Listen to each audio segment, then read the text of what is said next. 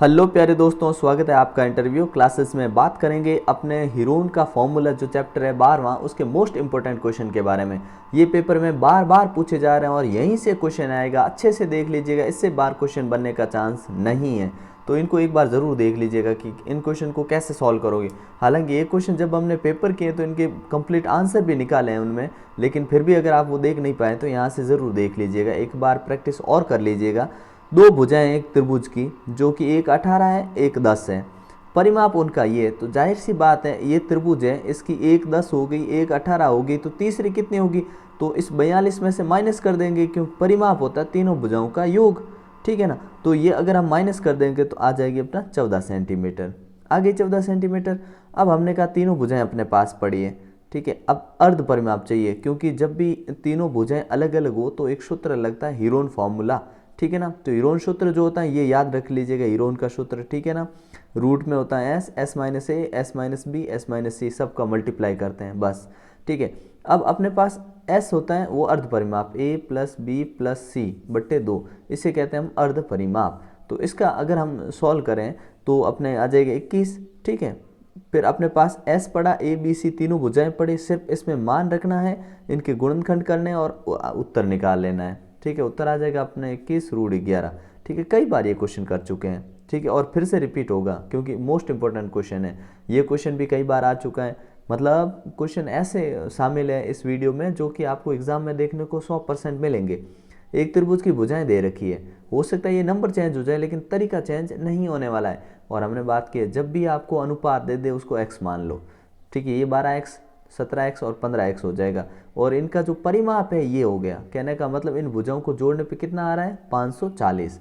हमने कहा ठीक है, तो हम x का मान निकाल लेते हैं पहले। तो सबको x माना हमने, इसमें इनका सबका योग हो गया 54। 54 का जब हमने भाग दिया 540 में तो उत्तर आया 10। इसका मतलब पहली भुजा 120 हो गई, क्योंकि हमने 12x माना था, 12 का 12 और x का गुणा, x का मान कितना आया? 10 आया ना, तो गुणा कर लिया। तो पहली भुजा 120, दूसरी 170, तीसरी 250, ठीक है ना। 10 का गुणा कर ले सबसे। अब निकालते हैं इसका अर्ध परिमाप। तो अर्ध परिमाप क्या आता है कि सभी भुजाओं को जोड़ के 2 का भाग लगा दो, सबका योग तो 540 है, 2 का भाग लगाया तो आ गया 270।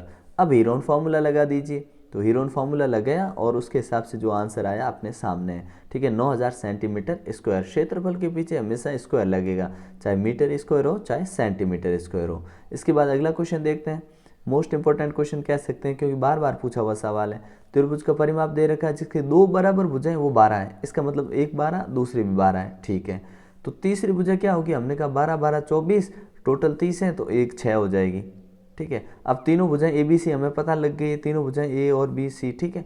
और परिमाप, अर्ध परिमाप एस का मान क्या होगा कि टोटल 30 है, 30 में 2 का भाग लगा 15, अर्ध परिमाप आ गया 15। हमने हीरोन फॉर्मूला लिखा, सबका मान लिख दिया, 15 15 माइनस 2 12, 15 माइनस 12 और 15 माइनस 6, सबके गुणनखंड किए तो √9 बार आएगा, √15 सेंटीमीटर स्क्वायर, आंसर आ गया, ठीक है ना। बहुत ईजी क्वेश्चन है ये, ठीक है। अगला क्वेश्चन देखते हैं, ये भी पूछा हुआ प्रश्न है, ठीक है, कि एक आपके पास छाता है, दो विभिन्न रंगों के, उसमें 10 त्रिभुजाकार को सीकर एक छाता बनाया, ठीक है ना। एक छाता बनाया गया कहने का मतलब, और प्रत्येक जो है ना टुकड़े का माप 20 सेंटीमीटर, 50 सेंटीमीटर और 50 सेंटीमीटर है। छाते के अंदर प्रत्येक रंग का कितना कपड़ा है? देखो 2 रंग का कपड़ा यूज़ किया गया और टोटल 10 है, इसका मतलब एक कलर वाले कितने होंगे? 5, और दूसरे कलर वाले भी 5 होंगे, ठीक है।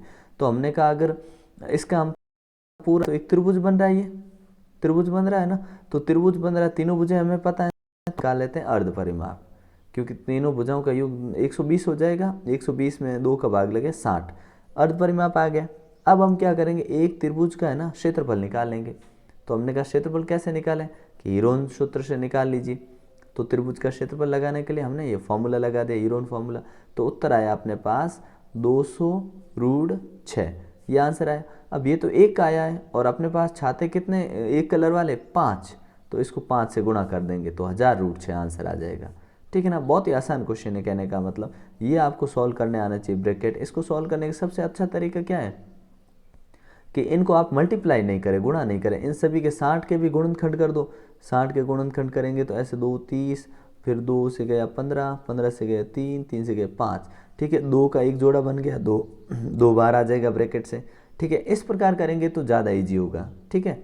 अगला प्रश्न देखते हैं, ये भी बिल्कुल ऐसा कैसा क्वेश्चन है, ठीक है। इसमें थोड़ा सा एक्स्ट्रा बढ़ा के ये दे दिया कि 50 पैसा प्रति सेंटीमीटर की दर से पॉलिश कराने का खर्च बताइए, और कुछ नहीं है।